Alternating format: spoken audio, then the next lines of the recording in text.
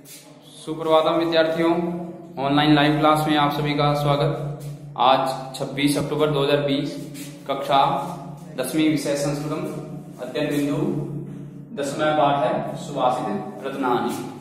सुभाषित रत्नानि इस पाठ के माध्यम से आज अपने पंचदश श्लोक है, 15वें श्लोक के बारे, अंतिम जो श्लोक है 15वां श्लोक, उसके बारे में पढ़ेंगे। तो 15वां श्लोक इस प्रकार से है, देखो, गोपाल सांगिकः कृष्ण है, गोपाल सांगिकः कृष्ण है, रामो वानर सांगिकः, सद्भिक्षु सांगिको बुद्ध है, महात्मानो ही सांगिका। ठीक है, गोपाल सांगिकः कृष्ण है, रामो वानर सांगिकः है, सद्भिक्षु सांगिको बुद्ध है, महात्मानो ही सांगिका। इस श्लोक के माध्यम से पहले देखेंगे इसका परिच्छेद। तो गोपाल सांगिक कृष्ण है, रामो की हो जाएगा, राम है वानर सांगिक है, राम है वानर सांगिक है, तो राम है प्लस वानर, वानर सांगिक हो जाएगा। सद्भिक्षु, सद्भिक्षु सांगिको की जो है, सांगिक है बुद्ध है, सांगिका है बुद्ध है, और महात्मानों की जो हो जाएगा, महात्मान है ही, महात्मान है ही, सांगिका, तो उधर से हो जाएगा ही। देखो, राम है वानर सांगिका है, राम है वानर सांगिका है, यहाँ पे कौन सी स्थिति रहेगी, रामो, ओ को विसर्ग हो गया, विसर्ग हो जाएगा, ओ कहां हो जाएगा, ये होता है उत्तर संधि में, विसर्ग के स्थान पे राम है, जो विसर्ग है उसके स्थान पे जाएगा ओ, तो रामो बन जाएगा, उत्तर संधि जाएगी। ठीक है, और उसके बाद में सांगिको, फिर यहाँ पे भी वही उत्तर संधि है, विसर्ग है, विसर्ग के स्थान पे ओ है तो सांगिको, तो यहाँ पे भी उत्तर संधि है। ठीक है, उसके बाद में महात्मानो ही, तो महात्मान है ही, यहाँ पे कौन संधि है, उत्तर संधि है, विसर्ग के स्थान पे क्या जाएगा, ओ हो जाएगा, तो तीनों जगह कौन संधि है, उत्तर संधि है, तीनों जगह उत्तर संधि है। ये इस श्लोक का परिच्छेद है। अब परिच्छेद के बाद में श्लोक का अन्वय, श्लोक का अन्वय जो है वो देखो इस प्रकार से रहेगा कि कृष्ण है गोपाल सांगिका है, अस्ति, या अस्ति लगाएगा, ठीक है, नहीं तो कोई बात नहीं। कृष्ण है गोपाल सांगिका है, राम है वानर सांगिका है, कृष्ण है गोपाल सांगिका है, राम है वानर सांगिका है, बुद्ध है सद्भिक्षु सांगिका है, बुद्ध है सद्भिक्षु सांगिका है, महात्मान ही सांगिका है, सांगिका, महात्मान ही सांगिका। ठीक है, कृष्ण है गोपाल सांगिका है, राम है वानर सांगिका है, बुद्ध सद्भिक्षु सांगिका है, महात्मान ही सांगिका। ये हो जाएगा इसका अन्वय। अन्वय के बाद देखो प्रसंग में इस प्रकार से है, प्रस्तुत पद्यांश, प्रस्तुत पद्यांश हमारी संस्कृत की पाठ्य पुस्तक स्पंदना के, प्रस्तुत पद्यांश हमारी संस्कृत की पाठ्य पुस्तक स्पंदना के सुभाषित रत्नानि नामक शीर्षक पाठ से लिया गया है। प्रस्तुत पद्यांश हमारी संस्कृत की पाठ्य पुस्तक स्पंदना के सुभाषित रत्नानि नामक शीर्षक पाठ से लिया गया है। इस श्लोक में संगठन,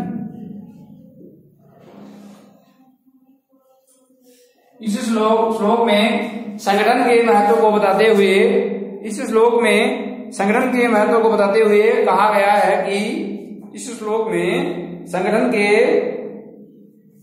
के महत्व को बताते हुए, इस श्लोक में संगठन के महत्व को बताते हुए कहा गया है कि संगठन, संघ, संघवर्ती, संगति, संगठन, इसके महत्व को बताते हुए कहा गया है, क्या कहा गया है? देखो 3 दिन बाद देखो,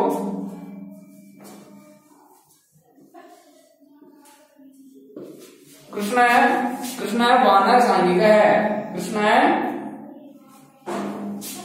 श्री कृष्ण है वानर गोपाल सांघिक, कृष्ण है गोपाल सांघिक है, कृष्ण है ग्वालों के संगठन में, श्री कृष्ण ग्वालों के संगठन में रहते थे।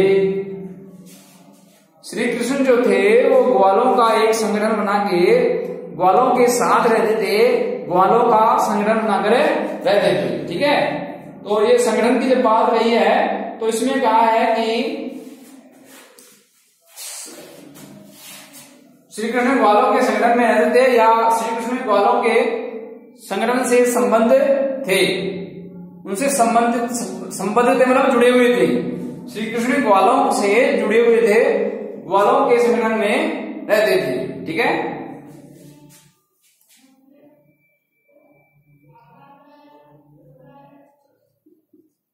और संगठन में रहते थे और राम और श्री राम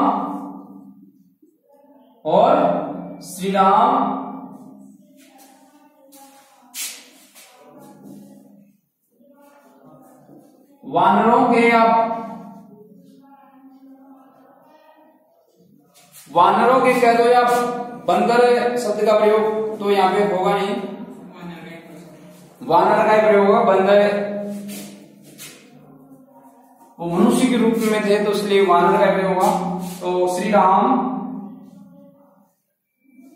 वानरों के संगठन में रहते थे।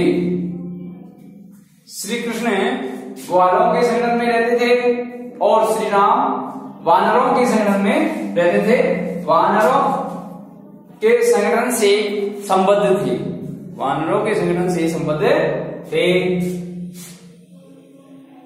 तथा महात्मा बुद्ध,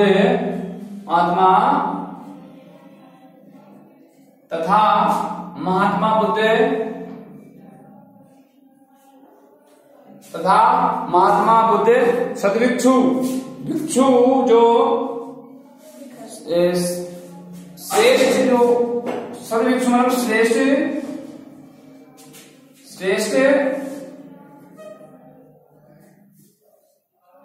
श्रेष्ठ भिक्षुओं, भिक्षु का अर्थ यहाँ पे विद्यार्थी कहेंगे। विद्यार्थी जो मठ होते हैं, मठ या जो बौद्ध धर्म का जो शिक्षा का जो स्थान है उसको मठ कहते हैं, मठ में रहते हैं भिक्षु। भिक्षु का अर्थ होता है विद्यार्थी।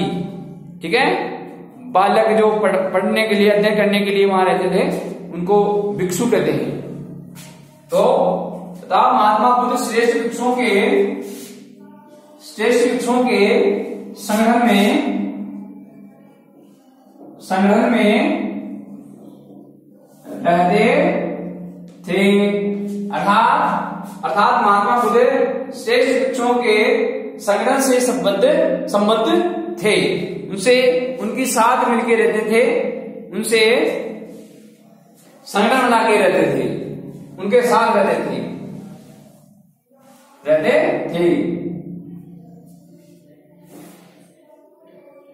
इस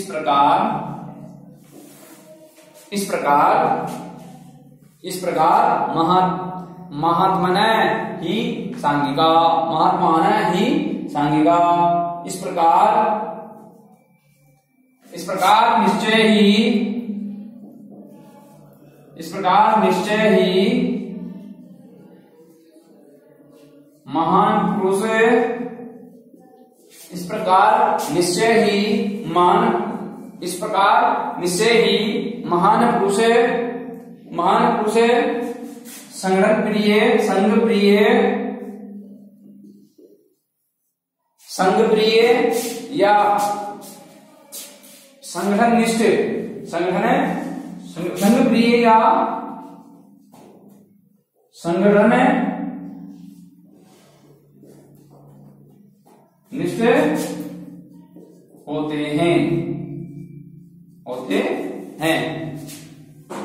श्री राम ग्वालों के संगठन में रहते थे और श्री कृष्ण ग्वालों के संगठन में रहते थे और श्री राम वानरों के संगठन में रहते थे तथा महात्मा बुद्ध श्रेष्ठ वृक्षों के संगठन में रहते थे। इस प्रकार निश्चय ही महान पुरुष संगठन प्रिय होते हैं। संगठन प्रिय होते मतलब संगठन बनाकर रहते हैं, सभी को साथ लेके रहते हैं, सभी को साथ लेके चलते हैं, सभी से मिलके रहते हैं। अर्थात कहने का मतलब यह है कि जो महान पुरुष होते हैं वो महान पुरुष है, सभी को साथ लेकर चलते हैं, सभी को संगठन में बना के रहने का जो है वो उनको ये बात बताते हैं कि संगठन में रहना चाहिए या उनको साथ लेके चलते हैं। ठीक है, तो ये महान पुरुषों की ये पहचान है। तो जिससे महान पुरुष श्री कृष्ण जो भगवान है, ये तो साक्षात ईश्वर रहे, ये भी श्री राम भी ईश्वर है, ईश्वर के समान ही है, ईश्वरीय है। महात्मा बुद्ध जिन्होंने बौद्ध धर्म अपनाया और बौद्ध धर्म अपना के इन्होंने जो है एक बहुत बड़ी उपलब्धि प्राप्त की। ठीक है, तो ये भी बुद्ध जो संप्रदाय जो है, बुद्ध धर्म के लोग जो हैं महात्मा बुद्ध को आज भी मानते हैं, उनके गुणों का गुणगान करते हैं, उनके गुणों को अपने जीवन में अपनाते हैं। तो ये श्रेष्ठ व्यक्ति हुए हैं, महान व्यक्ति हुए हैं। इन महान व्यक्तियों का स्वभाव यही होता है कि ये हमेशा संगठन बनाकर रहते हैं, सभी को समूह में रखना चाहते हैं, सभी का संगठन बनाकर रहते हैं। ठीक है, तो निश्चय ही महान पुरुष संघ प्रिय, संगठन प्रिय, संगठन निष्ठ होते हैं। ठीक है, तो ये हुआ इसका हिंदी अनुवाद। अब हिंदी अनुवाद को देखो,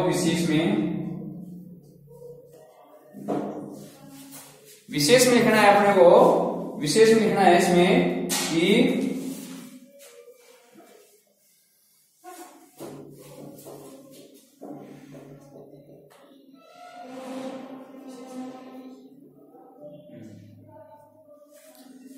देखो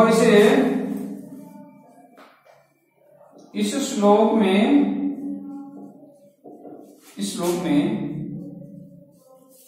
कवि ने कहा है, इस श्लोक में कवि ने कहा है कि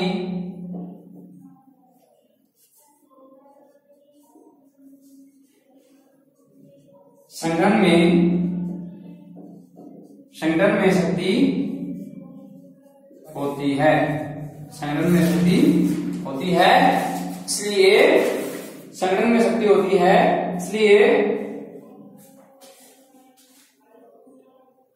संगठन में शक्ति होती है, इसलिए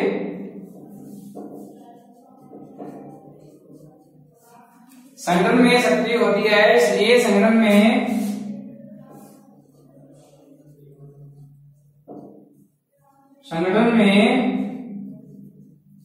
रहने की प्रेरणा दी है। संगठन में शक्ति होती है, इसलिए संगठन में रहने की प्रेरणा कवि ने दी है कि हमेशा व्यक्ति को संगठन में रहना चाहिए, संगठन बनाकर रहना चाहिए, मिलकर रहना चाहिए, क्योंकि मिलकर रहने में ही शक्ति है। अकेला व्यक्ति रहेगा तो उसको कोई भी नुकसान पहुंचा सकता है, उसको कोई भी हानि पहुंचा सकता है, उसको कोई भी हरा सकता है। लेकिन यदि संगठन बना के रहा जाए तो बहुत से बड़े व्यक्ति को भी हराया जा सकता है। जिस प्रकार श्री राम ने संगठन बना के, वानरों का संगठन बना के त्रिकाल विजयी रावण को जो है परास्त कर दिया, हरा दिया। तो इतनी संगठन में तो इतनी शक्ति होती है कि कितना ही महान शक्तिशाली व्यक्ति हो उसको भी आसानी से हराया जा सकता है, लेकिन संगठन होना जरूरी है। अल्पानाम वस्तु, इसके लिए एक कहा गया श्लोक, अल्पानाम वस्तु नाम संगति कार्य साधिका तृणम गुणोत्तम मापन्ने बद्यन्ते मतदंतिन है। द्वितीय पाठ है संज्ञेय शक्ति। आका जो दूसरा पाठ है संज्ञेय शक्ति, उसमें भी यही कहा है कि अल्पानाम वस्तु नाम संगति कार्य साधिका, छोटी छोटी वस्तुओं का भी संगठन बनाकर कार्य को सिद्ध किया जा सकता है। छोटी छोटी वस्तु है, उन छोटी छोटी वस्तुओं को एकत्रित करके उनको मिला के महान कार्य को सिद्ध किया जा सकता है। जिस प्रकार जो मदमस्त हाथी जो होता है, उससे मदमस्त हाथी को आसानी से नियंत्रण में नहीं किया जा सकता, उसको पकड़ के नियंत्रण में नहीं किया जा सकता, उसको पकड़ा नहीं जा सकता, लेकिन उसको छोटे छोटे तिनकों से बने जो रस्सा होता है, रस्सी जो होती है, उससे उसको बांध के जो है नियंत्रण में किया जा सकता है। तो वो है तो छोटे छोटे ना, लेकिन यदि उनका समूह बना लिया गया तो वो एक रस्सा और एक रस्सी का रूप ले लिया, जो एक विशालकाय हाथी को भी जो है अपने नियंत्रण में रख सकता है। तो इसमें संगठन के महत्व को बताया है कवि ने कि महान व्यक्ति जो होते हैं, उन महान व्यक्तियों का स्वभाव ऐसा ही होता है कि वो हमेशा साथ मिलकर रहते हैं। ठीक है, घर परिवार हो चाहे समाज हो,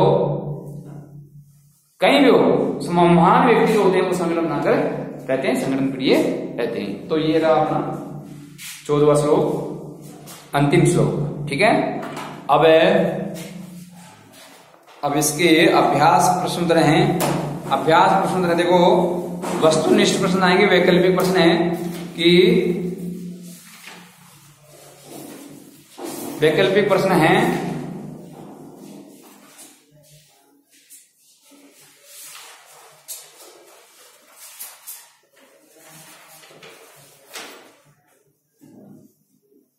हाँ, पृथ्व्याम त्रिषु रत्नेषु एतत् न गण्यते। पृथ्वी पर 3 प्रकार के जो रत्न हैं उनमें ये नहीं गिने जाते हैं, ये नहीं गिना गया है। कौन सा नहीं गिना गया है, किसको नहीं माना गया है? जलम माना गया है, अन्नम माना गया है, सुभाषितम माना गया है, धनम, धन को बहुमूल्य रत्न नहीं कहा गया है। तो इसमें हो जाएगा ई, धनम।